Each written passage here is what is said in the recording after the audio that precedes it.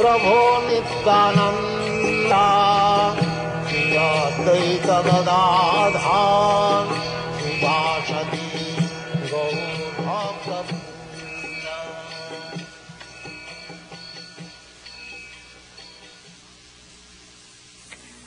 And now chapter 4 of the Adi Leela.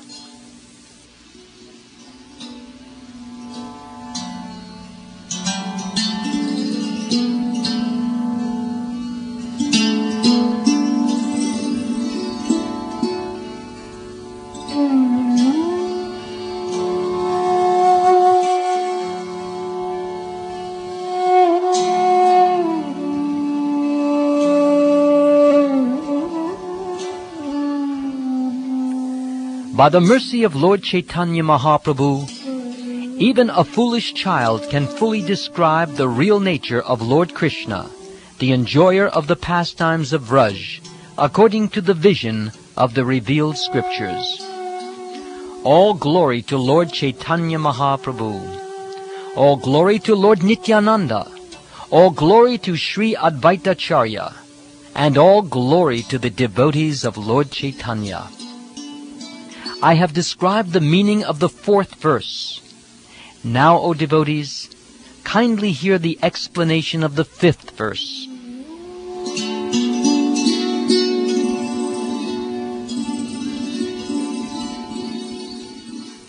Just to explain the original verse, I shall first suggest its meaning.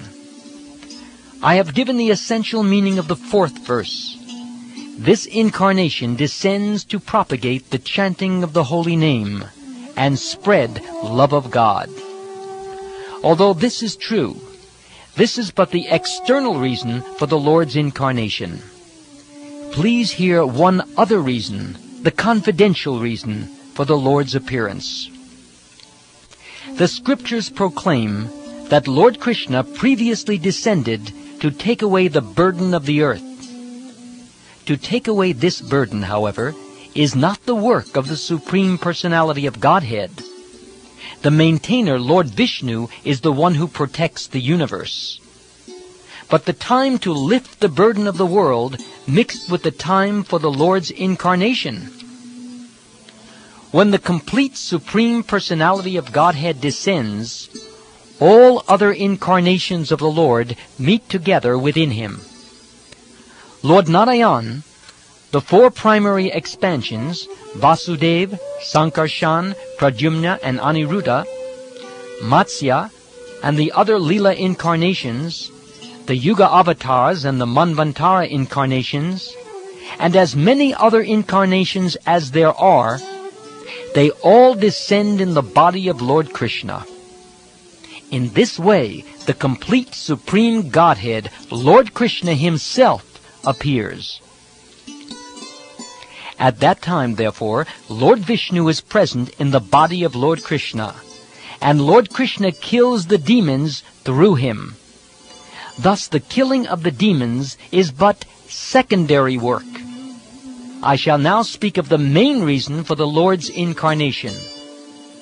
The Lord's desire to appear was born from 2 reasons. He wanted to taste the sweet essence of the mellows of love of God, and he wanted to propagate devotional service in the world on the platform of spontaneous attraction. Thus he is known as supremely jubilant and as the most merciful of all.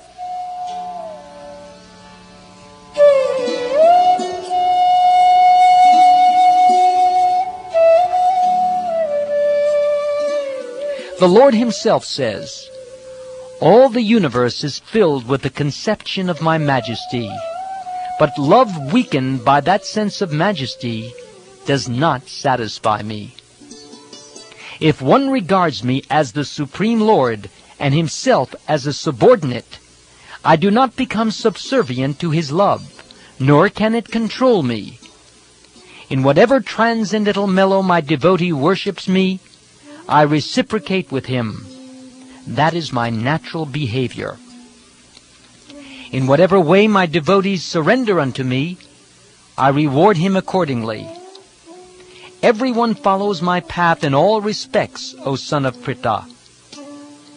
If one cherishes pure, loving devotion to me, thinking of me as his son, his friend, or his beloved, regarding himself as great and considering me his equal or inferior, I become subordinate to him. As I once said to the gopis, devotional service rendered to me by the living beings revives their eternal life. O my dear damsels of Vraja, your affection for me is your good fortune, for it is the only means by which you have obtained my favor. Mother sometimes binds me as her son. She nourishes and protects me, thinking me utterly helpless. My friends climb on my shoulders in pure friendship, saying, "What kind of big man are you? You and I are equal."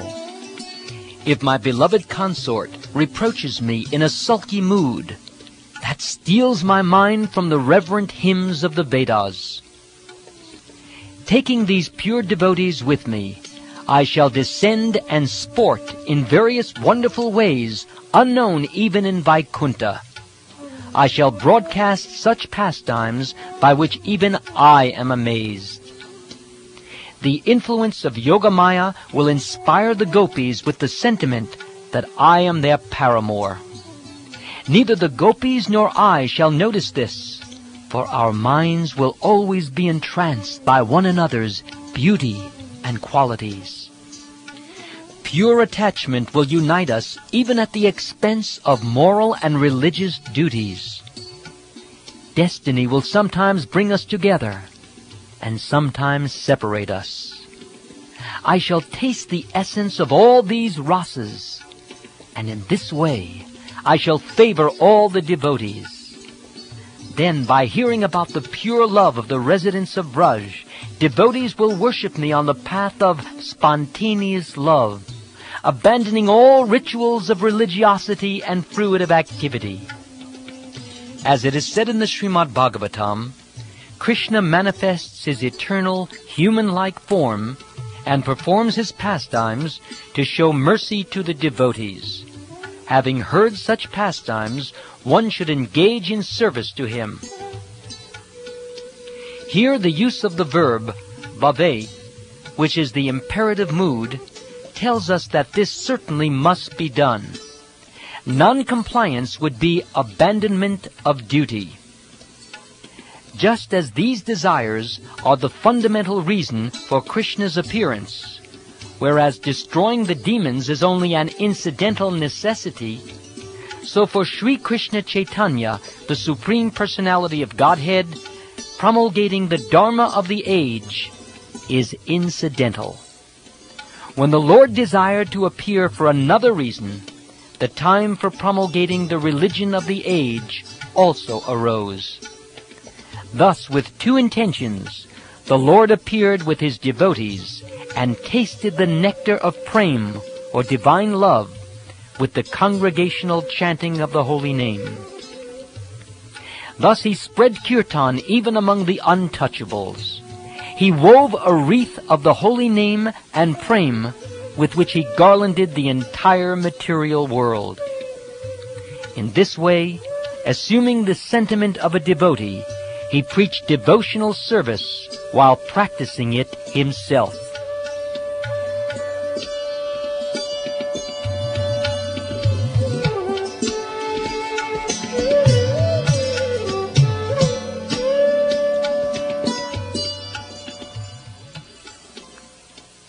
Four kinds of devotees are the receptacles of the four kinds of mellows in love of God, namely, servitude, friendship, parental affection, and conjugal love.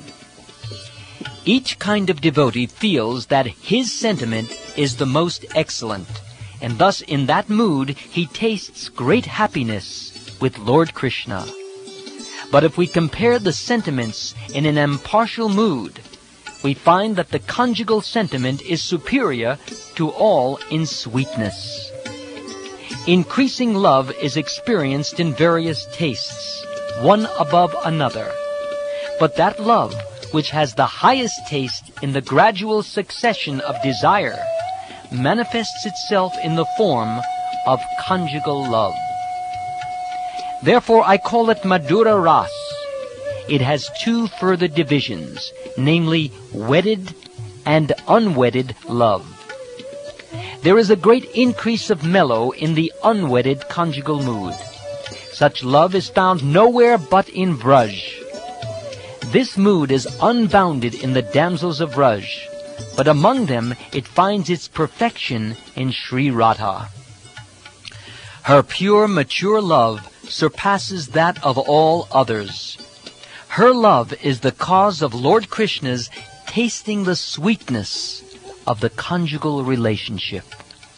Therefore, Lord Gauranga, who is Sri Hari himself, accepted the sentiments of Radha and thus fulfilled his own desires. Lord Chaitanya is the shelter of the demigods, the goal of the Upanishads, the be-all and end-all of the great sages, the beautiful shelter of his devotees, and the essence of love for the lotus-eyed gopis. Will he again be the object of my vision? Lord Krishna desired to taste the limitless nectarine mellows of the love of one of his multitude of loving damsels, Sri Radha. And so he has assumed the form of Lord Chaitanya. He has tasted that love while hiding his own dark complexion with her effulgent yellow color. May that Lord Chaitanya confer upon us his grace. To accept ecstatic love is the main reason he appeared and re-established the religious system for this age. I shall now explain that reason. Everyone please listen. Having first given hints about the verse describing the principal reason why the Lord appeared, now I shall manifest its full meaning. The loving affairs of Sri Radha and Krishna are transcendental manifestations of the Lord's internal pleasure-giving potency. Although Radha and Krishna are one in their identity, they separated themselves eternally. Now these two transcendental identities have again united in the form of Sri Krishna Chaitanya. I bow down to him who has manifested himself with the sentiment and complexion of Srimati Radharani, although he is Krishna himself. Radha and Krishna are one and the same, but they have assumed two bodies. Thus they enjoy each other, tasting the mellows of love. Now to enjoy Ras, they have appeared in one body as Lord Chaitanya Mahaprabhu. Therefore, I shall first delineate the position of Radha and Krishna. From that, the glory of Lord Chaitanya will be known.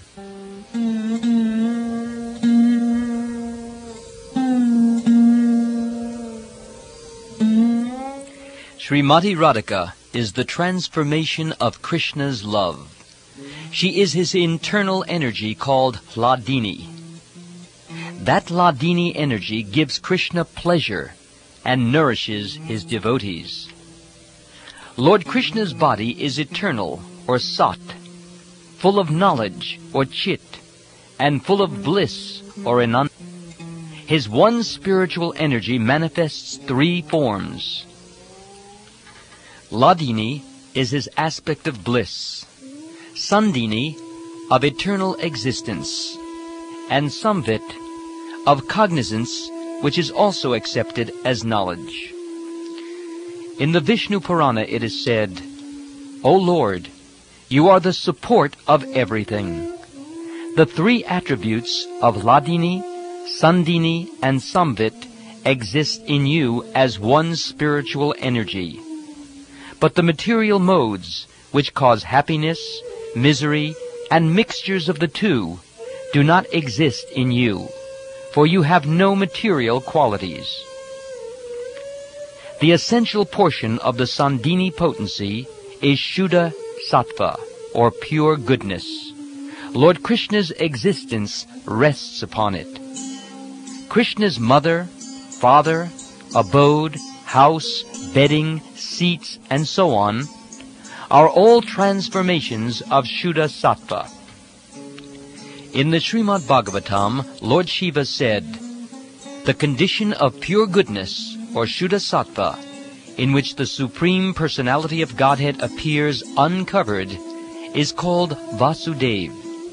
In that pure state, the Supreme Godhead, who is beyond the material senses, and who is known as Vasudev, is perceived by my mind." The essence of the Samvit potency is knowledge that the Supreme Personality of Godhead is Lord Krishna. All other kinds of knowledge, such as the knowledge of Brahman, are its components. The essence of the Hladini potency is love of God. The essence of love of God is emotion or bhav. And the ultimate development of emotion is Mahabhav.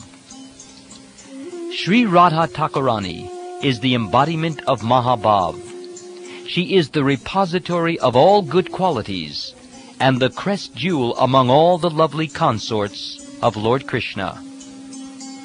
Of these two gopis, Radharani and Chandravali, Srimati Radharani is superior in all respects. She is the embodiment of Mahabhav, and she surpasses all in good qualities. Her mind, senses, and body are steeped in love for Krishna. She is Krishna's own energy, and she helps him in his pastimes. In the Brahma Samhita it is said, "I worship Govinda, the primeval Lord, who resides in his own realm, Golok, with Radha, who resembles his own spiritual figure, and who embodies the ecstatic potency, Hladini. Their companions are her confidants, who embody extensions of her bodily form, and who are imbued and permeated with ever-blissful spiritual ras." Now please listen to how Lord Krishna's consorts help him taste ras, and how they help in his pastimes.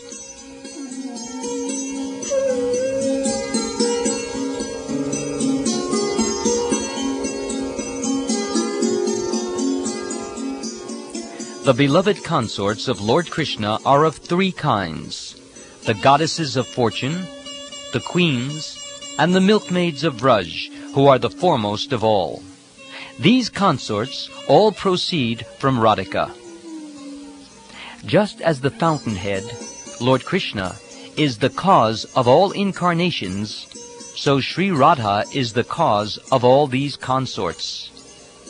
The goddesses of fortune are partial manifestations of Srimati Radhika, and the queens are reflections of her image. The goddesses of fortune are her plenary portions, and they display the forms of Vaibhav Vilas. The queens are of the nature of her Vaibhav Prakash. The Vraj Devis have diverse bodily features. They are her expansions, and are the instruments for expanding ras. Without many consorts, there is not such exaltation in ras. Therefore, there are many manifestations of Srimati Radharani to assist in the Lord's pastimes. Among them are various groups of consorts in Vraj, who have varieties of sentiments and mellows. They help Lord Krishna taste all the sweetness of the ras dance and other pastimes. Radha is the one who gives pleasure to Govinda, and she is also the enchantress of Govinda. She is the be-all and end-all of Govinda, and the crest jewel of all his consorts. The transcendental goddess Srimati Radharani is the direct counterpart of Lord Sri Krishna.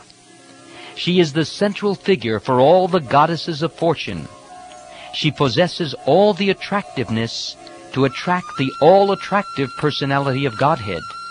She is the primeval internal potency of the Lord. Devi means resplendent and most beautiful, or else it means the lovely abode of the worship and love sports of Lord Krishna. Krishnamayi means one whose within and without are Lord Krishna. She sees Lord Krishna wherever she casts her glance. Or she is identical with Lord Krishna, for she embodies the mellows of love. The energy of Lord Krishna is identical with him. Her worship consists of fulfilling the desires of Lord Krishna. Therefore, the Puranas call her Radhika. In the Srimad Bhagavatam, the gopis said, "Truly the personality of Godhead has been worshipped by her. Therefore Lord Govinda, being pleased, has brought her to a lonely spot, leaving us all behind." Therefore Radha is Parama Devata, the supreme goddess, and she is worshipable for everyone. She is the protectress of all, and she is the mother of the entire universe.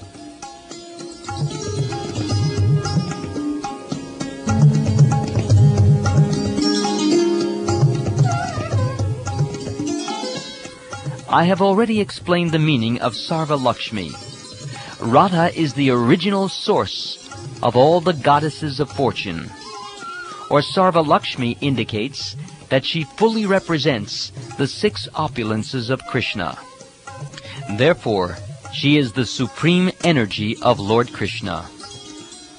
The word Sarva Kanti indicates that all beauty and luster rest in her body. All the Lakshmis derive their beauty from her. Kanti may also mean all the desires of Lord Krishna.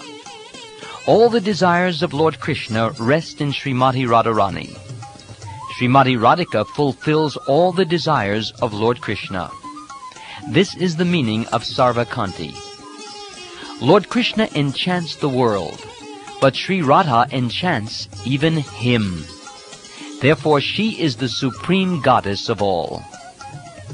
Sri Radha is the full power, and Lord Krishna is the possessor of full power. The two are not different, as evidenced by the revealed scriptures. They are indeed the same, just as musk and its scent are inseparable, or as fire and its heat are non-different. Thus Radha and Lord Krishna are one, yet they have taken 2 forms to enjoy the mellows of pastimes. To promulgate prema bhakti, or devotional service in love of Godhead, Krishna appeared as Sri Krishna Caitanya with the mood and complexion of Sri Radha. Thus I have explained the meaning of the 5th verse. To explain the 6th verse, I shall first give a hint of its meaning.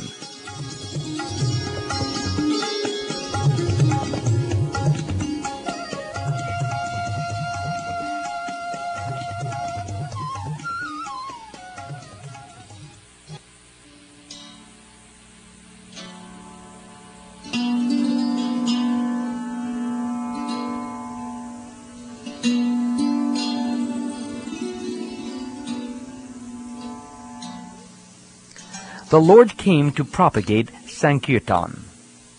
That is an external purpose, as I have already indicated. There is a principal cause for Lord Krishna's appearance. It grows from his own engagements as the foremost enjoyer of loving exchanges. That most confidential cause is threefold. Svarup Damodar has revealed it. Svarup Goswami is the most intimate associate of the Lord. He therefore knows all these topics well. The heart of Lord Chaitanya is the image of Sri Radhika's emotions. Thus feelings of pleasure and pain arise constantly therein.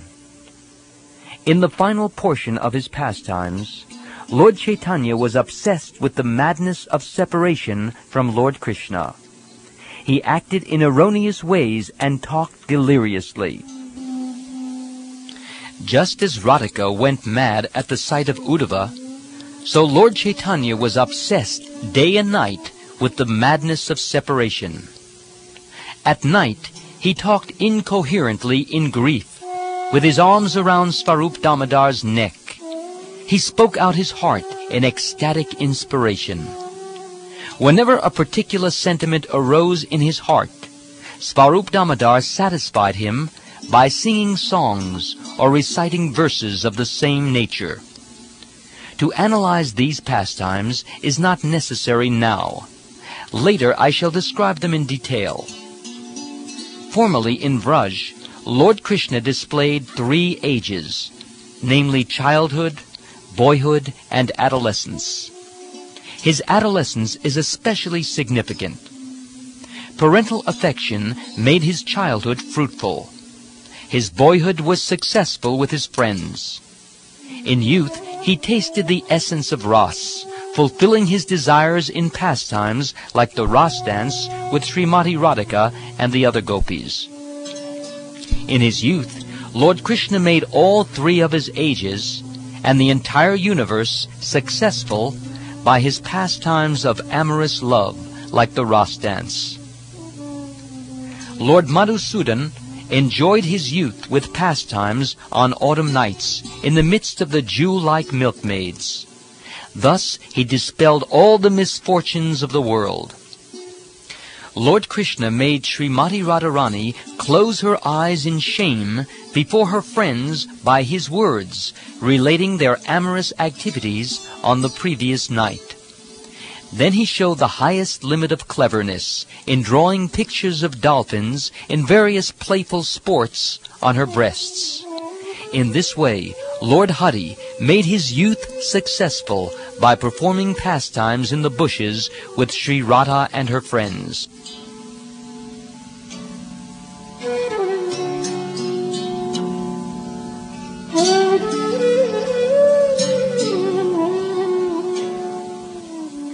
In the Vidagdha Madhava, Srila Rupa Goswami wrote, O Purnamasi, if Lord Hari had not descended in Mathura with Srimati Radharani, this entire creation, and especially Cupid, the demigod of love, would have been useless.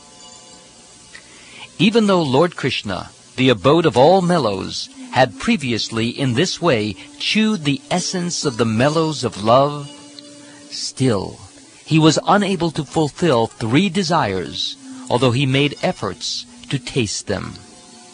I shall explain his first desire. Krishna says, I am the primary cause of all rasas. I am the full spiritual truth and am made of full joy. But the love of Srimati Radharani drives me mad. I do not know the strength of Radha's love, with which she always overwhelms me. The love of Radhika is my teacher, and I am her dancing pupil. Her prem or love makes me dance various novel dances.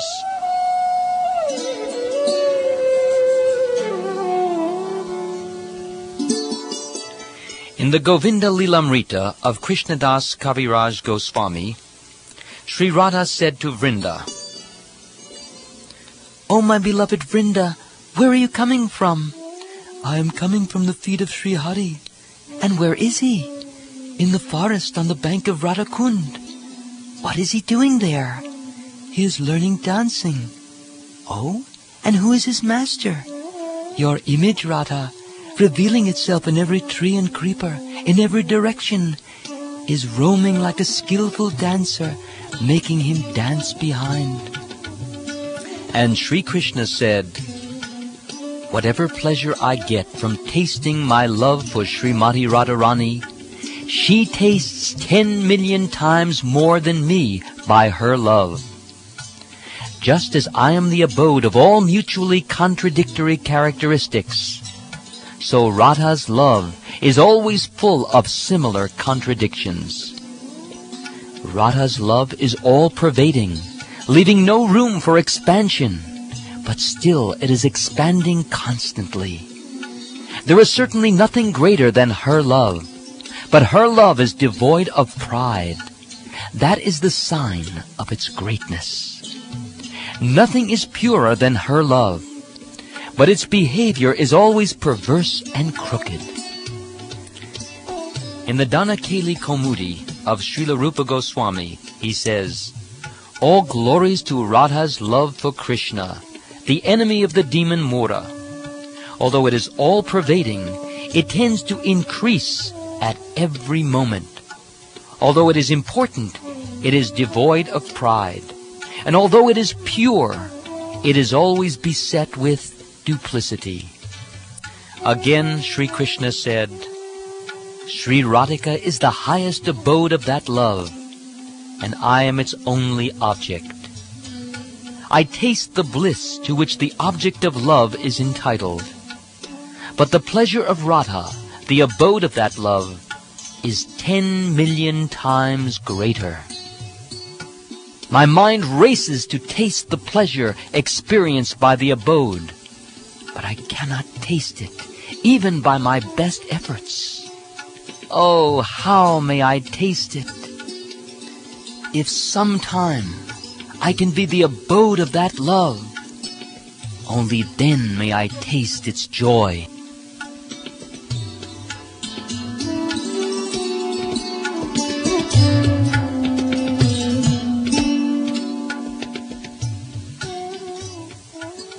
Thinking in this way, Lord Krishna was curious to taste that love. His eager desire for that love increasingly blazed in his heart. That is one desire. Now please hear of another. Seeing his own beauty, Lord Krishna began to consider, "My sweetness is wonderful, infinite, and full. No one in the three worlds can find its limit. Only Radhika, by the strength of her love, tastes all the nectar of my sweetness. Although Radha's love is pure like a mirror, its purity increases at every moment. My sweetness also has no room for expansion, yet it shines before that mirror in newer and newer beauty. There is constant competition between my sweetness and the mirror of Radha's love. They both go on increasing, but neither knows defeat. My sweetness is always newer and newer. Devotees taste it according to their own respective love. If I see my sweetness in a mirror, I am tempted to taste it, but nevertheless, I cannot. If I deliberate on a way to taste it, I find that I hanker for the position of Radhika. Who manifests an abundance of sweetness greater than mine, which has never been experienced before, and which causes wonder to all? Alas, I myself, my mind bewildered upon seeing this beauty, impetuously desire to enjoy it like Srimati Radharani.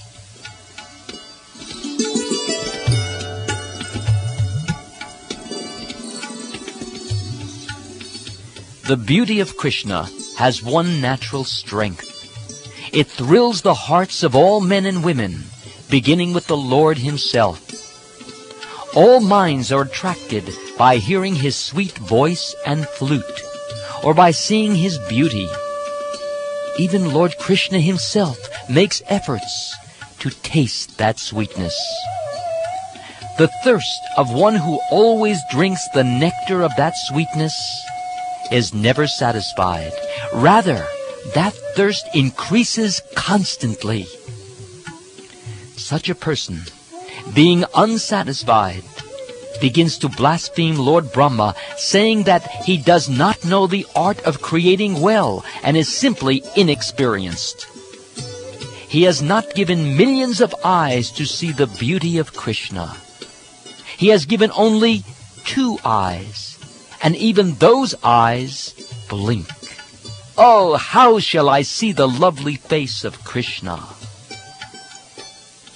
In the Srimad Bhagavatam, the gopis say, "O Krishna, when you go to the forest during the day, and we do not see your sweet face, which is surrounded by beautiful curling hairs, half a second becomes as long as has an entire age for us. And we consider the Creator, who has put eyelids on the eyes we use for seeing you, to be simply a fool. The gopis saw their beloved Krishna at Kurukshetra after a long separation.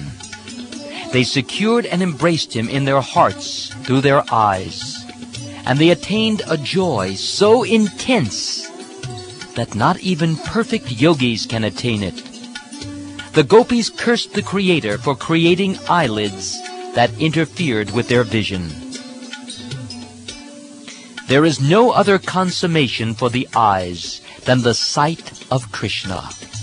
Whoever sees him is most fortunate indeed.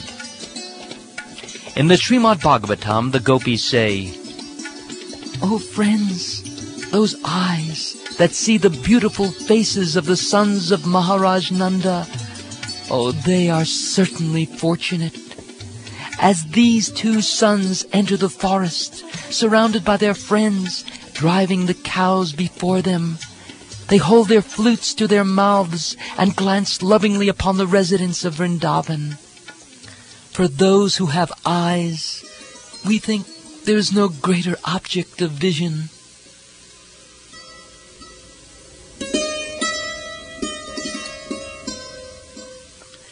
And the women of Mathura said, "What austerities must the gopis have performed? With their eyes they always drink the nectar of the face of Lord Krishna, which is the essence of loveliness and is not to be equaled or surpassed. Oh, that loveliness is the only abode of beauty, fame, and opulence. It is self-perfect, ever fresh, and extremely rare."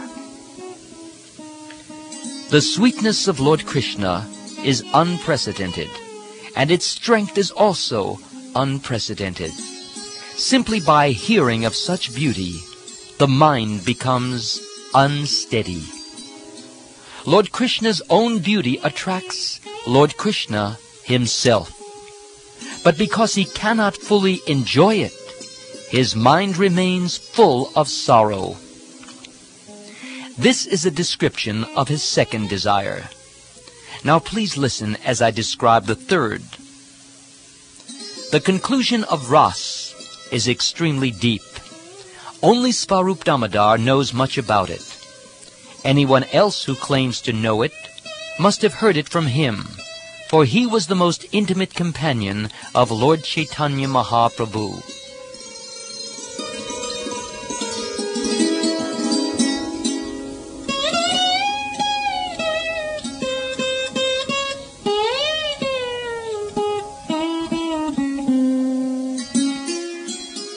The love of the gopis is called Rudha Bhav. It is pure and spotless. It is not at any time lust. The pure love of the gopis has become celebrated by the name lust. The dear devotees of the Lord, headed by Sri Uddhava, desire to taste that love.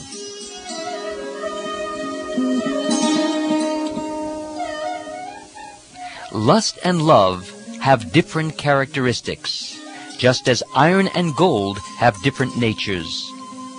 The desire to gratify one's own senses is kama, or lust, but the desire to please the senses of Lord Krishna is prem, or love. The object of lust is only the enjoyment of one's own senses. But love caters to the enjoyment of Lord Krishna, and thus it is very powerful. Social customs, scriptural injunctions, bodily demands, fruitive action, shyness, patience, bodily pleasures, self-gratification, and the path of varnashram dharma, which is difficult to give up. The gopis have forsaken all these, as well as their own relatives, and their punishment and scolding, for the sake of serving Lord Krishna. They render loving service to him for the sake of his enjoyment. That is called firm attachment to Lord Krishna. It is spotlessly pure, like a clean cloth, that has no stain. Therefore, lust and love are quite different. Lust is like dense darkness, but love is like the bright sun. Thus, there is not the slightest taint of lust in the gopis' love. Their relationship with Krishna is only for the sake of his enjoyment. In the Srimad Bhagavatam, one gopi said, "O dearly beloved, your lotus feet are so soft that we place them gently on our breasts, fearing that your feet will be hurt. Our life rests only in you. Our minds, therefore, are filled with anxiety that your tender feet might be wounded by pebbles as you roam about on the forest path." The gopis do not care for their own pleasures or pains. All their physical and mental activities are directed toward offering enjoyment to Lord Krishna. They renounced everything for Krishna. They have pure attachment to giving Krishna pleasure. In the Srimad Bhagavatam, Lord Krishna said, "O my beloved gopis, you have renounced social customs, scriptural injunctions, and your relatives for my sake. I disappeared behind you only to increase your concentration upon me. Since I disappeared for your benefit, you should not be displeased with me." Lord Krishna has a promise from before to reciprocate with his devotees according to the way they worship him. In the Bhagavad Gita, Lord Krishna said, "In whatever way my devotees surrender unto me, I reward them accordingly. Everyone follows my path in all respects, O son of Pritha." That promise has been broken by the worship of the gopis, as Lord Krishna himself admits. "O gopis, I am not able to repay my debt for your spotless service, even within a lifetime of Brahma. Your connection with me is beyond reproach. You have worshipped me, cutting off all domestic ties, which are difficult to break. Therefore, please let your own glorious deeds be your compensation." This he said in the Srimad Bhagavatam. Now, whatever affection we see the gopis show in their own bodies, know it for certain to be only for the sake of Lord Krishna. The gopis think, "I have offered this body to Lord Krishna. He is its owner, and it brings him enjoyment.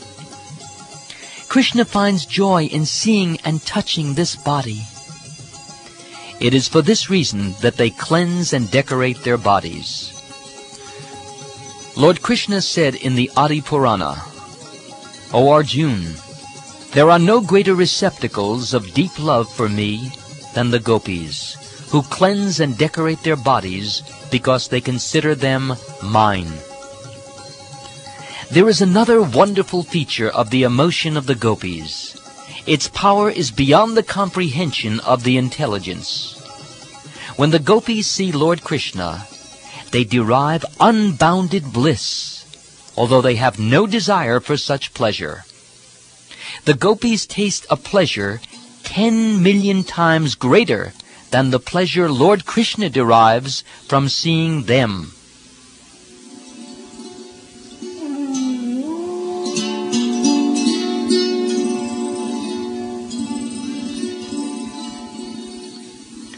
The gopis have no inclination for their own enjoyment, and yet their joy increases. That is indeed a contradiction. For this contradiction I see only one solution. The joy of the gopis lies in the joy of their beloved Krishna. When Lord Krishna sees the gopis, his joy increases, and his unparalleled sweetness increases also.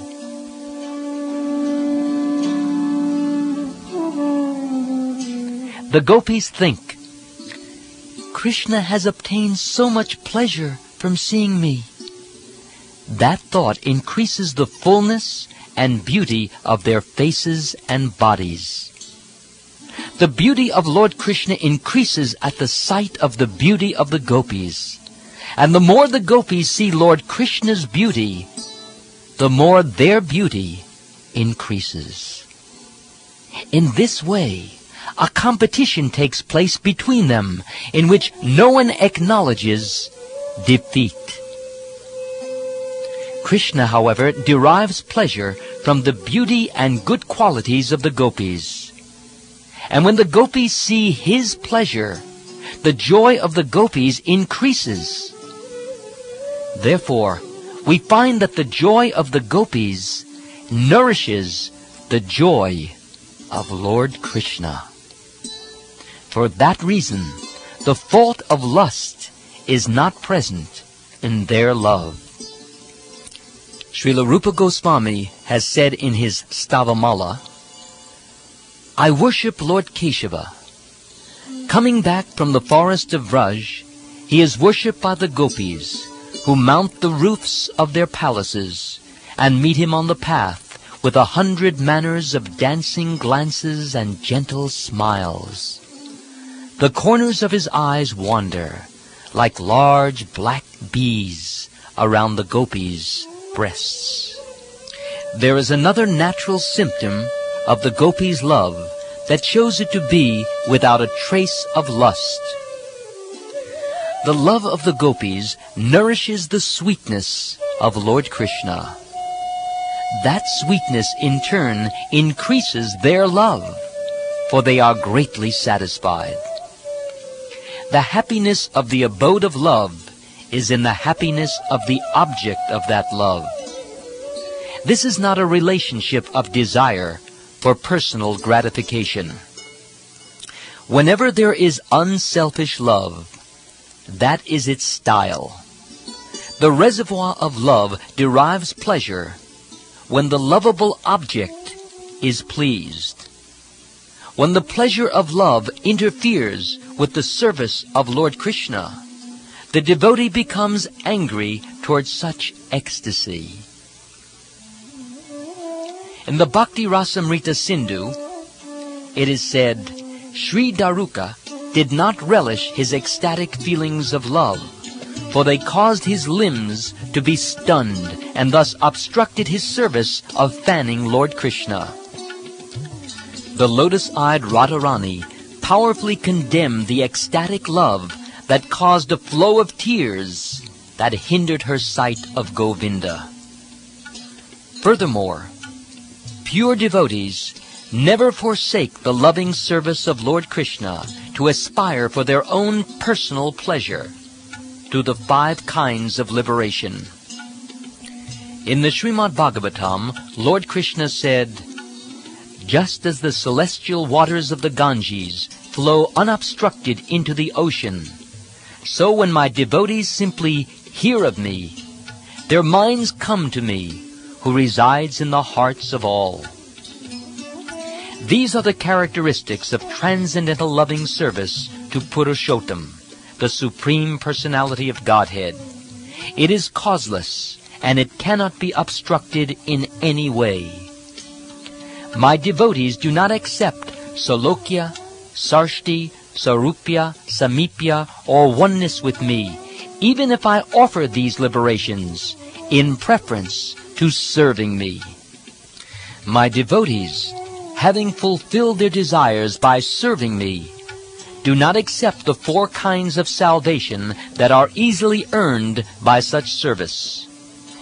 Why then should they accept any pleasures that are lost in the course of time? The natural love of the gopis is devoid of any trace of lust. It is faultless, bright, and pure, like molten gold. The gopis are helpers, teachers, friends, wives, dear disciples, confidants, and serving maids of Lord Krishna.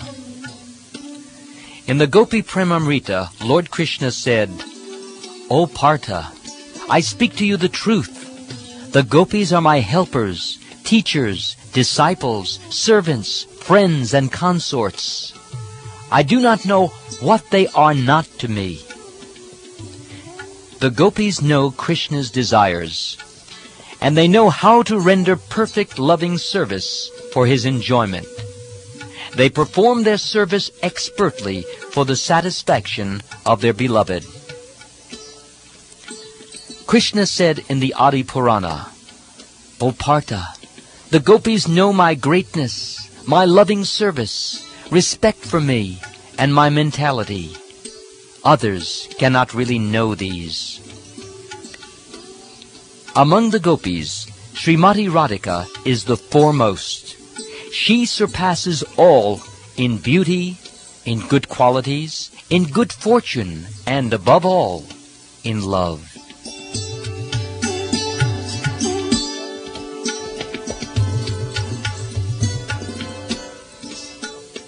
Just as Radha is dear to Lord Krishna, so her bathing place, Radha Kund, is dear to him. She alone is his most beloved of all the gopis. Again, in the Adi Purana, Krishna says, "O Partha, in all the 3 planetary systems, this earth is especially fortunate. For on earth is the town of Vrindavan, and there the gopis are especially glorious, because among them is my Srimati Radharani." All the other gopis help increase the joy of Krishna's pastimes with Radharani. The gopis act as the instruments of their mutual enjoyment. Radha is the beloved consort of Krishna, and she is the wealth of his life. Without her, the gopis cannot give him pleasure. In the Gita Govind, Jayadev Goswami has said, "Lord Krishna, the enemy of Kamsa, left aside the other gopis during the Ras dance and took Srimati Radharani to his heart, for she is the helper of the Lord in realizing the essence of his desires." Lord Chaitanya appeared with the sentiment of Radha. He preached the Dharma of this age, the chanting of the holy name and pure love of God. In the mood of Srimati Radharani, he also fulfilled his own desires. This is the principal reason for his appearance. Lord Sri Krishna Chaitanya is Krishna, or Vrajendra Kumara, the embodiment of rasas. He is amorous love personified. He made his appearance to taste that conjugal mellow, and incidentally to broadcast all the rasas. In the Gita Govind, someone says, "My dear friends, just see how Sri Krishna is enjoying the season of spring. With the gopis embracing each of his limbs, he is like amorous love personified. With his transcendental pastimes, he enlivens all the gopis and the entire creation. With his soft, bluish-black arms and legs, which resemble blue lotus flowers, he has created a festival for Cupid." Lord Sri Krishna Chaitanya is the abode of Ras. He himself tasted the sweetness of Ras in endless ways. Thus he initiated the Dharma for the age of Kali. The devotees of Lord Chaitanya know all these truths. Advaita Acharya, Nityananda, Srivas Pandit, Gadadhar, Svarup Damodar, Murari Gupta, Haridas, and all the other devotees of Sri Krishna Chaitanya, bowing down with devotion, I hold their lotus feet on my head. I have given a hint of the 6th verse. Now please hear as I reveal the meaning of that original verse.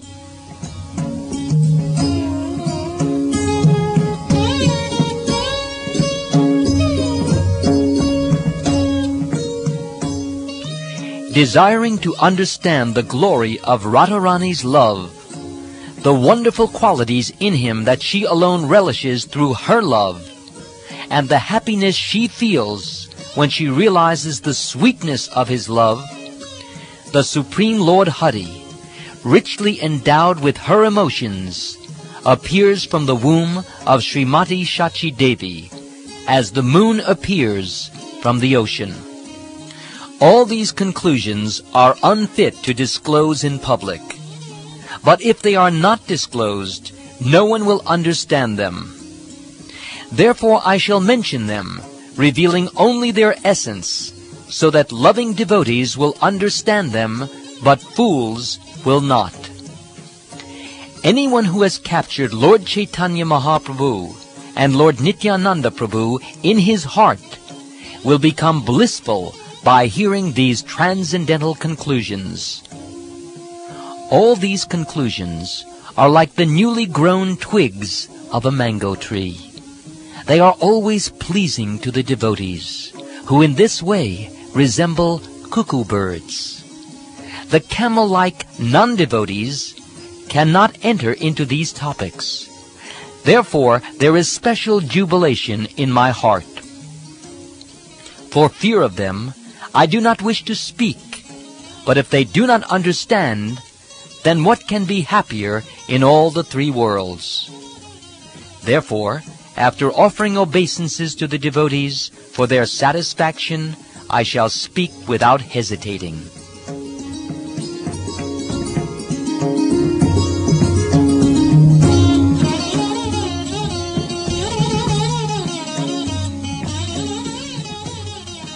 Once Lord Krishna considered within his heart, "Everyone says that I am complete bliss, full of all rasas. All the world derives pleasure from me. Is there anyone who can give me pleasure? One who has 100 times more qualities than me could give pleasure to my mind. One more qualified than me is impossible to find in the world. But in Radha alone, I feel the presence of one who can give me pleasure. Although my beauty defeats the beauty of 10 million cupids, although it is unequaled and unsurpassed, and although it gives pleasure to the three worlds, seeing Radharani gives pleasure to my eyes. The vibration of my transcendental flute attracts the three worlds, but my ears are enchanted by the sweet words of Srimati Radharani. Although my body lends fragrance to the entire creation, the scent of Radharani's limbs captivates my mind and heart. Although the entire creation is full of different tastes because of me, I am charmed by the nectarine taste of the lips of Srimati Radharani. And although my touch is cooler than 10 million moons, I am refreshed by the touch of Srimati Radhika. Thus, although I am the source for the happiness of the entire world, the beauty and attributes of Sri Radhika are my life and soul.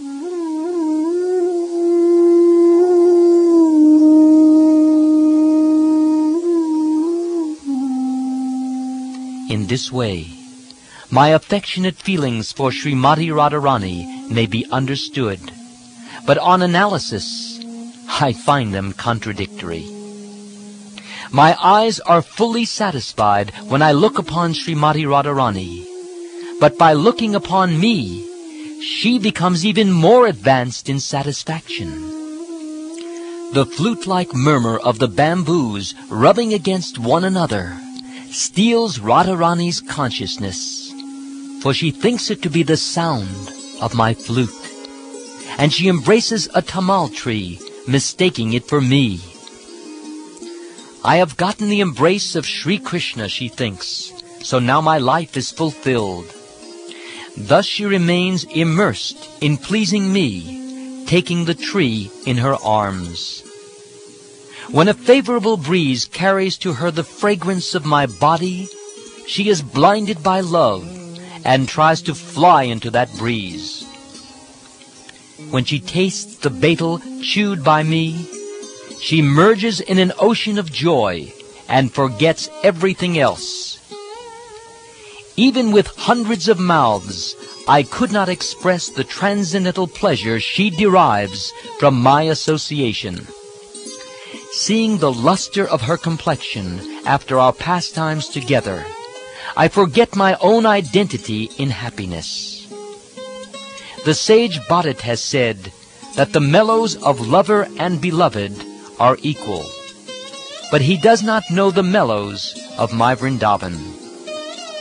The happiness I feel when meeting Radharani is 100 times greater than the happiness I get from meeting others.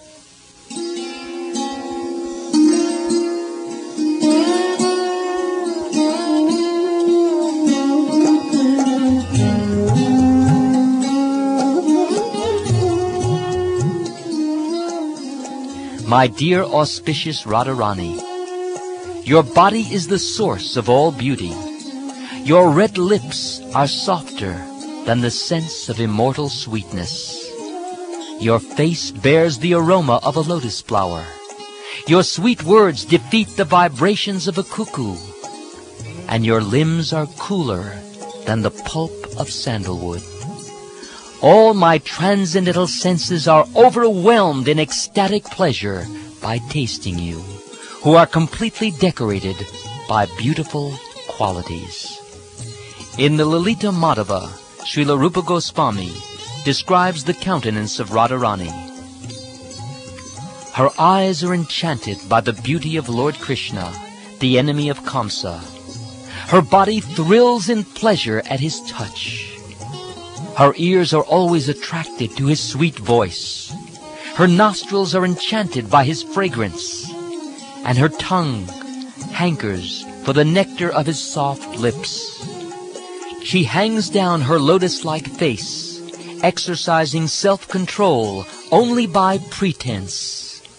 But she cannot help showing the external signs of her spontaneous love for Lord Krishna.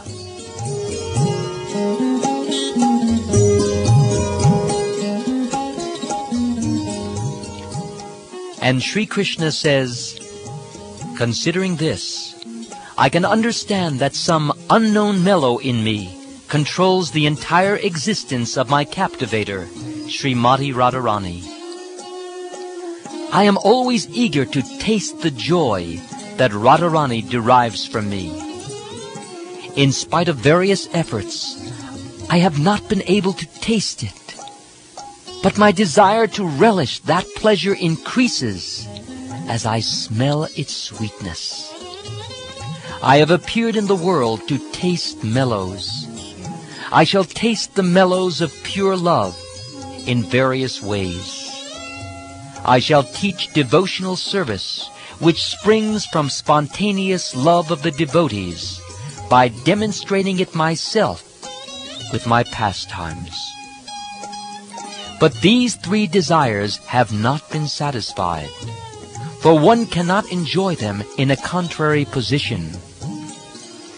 Unless I accept the luster of the ecstatic love of Sri Radhika, these three desires cannot be fulfilled. Therefore, assuming Radharani's sentiments and bodily complexion, I shall descend to fulfill these three desires.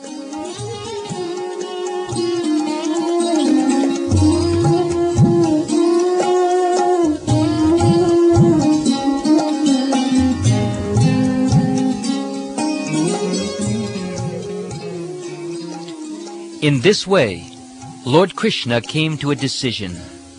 Simultaneously, the time came for the incarnation of the age. At that time, Sri Advaita was earnestly worshipping him. Advaita attracted him with his loud calls. First, Lord Krishna made his parents and elders appear. Then Krishna himself, with the sentiments and complexion of Radhika, appeared in Navadvip like the full moon from the womb of Sachi, which is like an ocean of pure milk.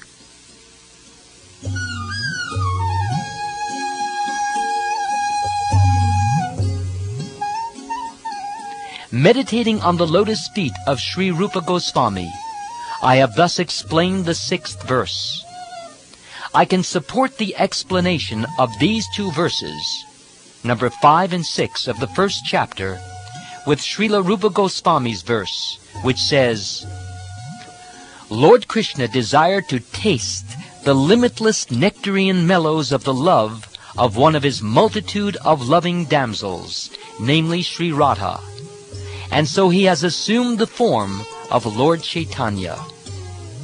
He has tasted that love while hiding his own dark complexion with her effulgent yellow color. May that Lord Caitanya confer upon us his grace. Thus, the auspicious invocation, the essential nature of the truth of Lord Caitanya, and the need for his appearance have been set forth in 6 verses. Praying at the lotus feet of Sri Rupa and Sri Raghunath, always desiring their mercy, I, Krishna Das, narrate Sri Caitanya Caritamrta, following in their footsteps. This ends Chapter 4 of the Adi Leela.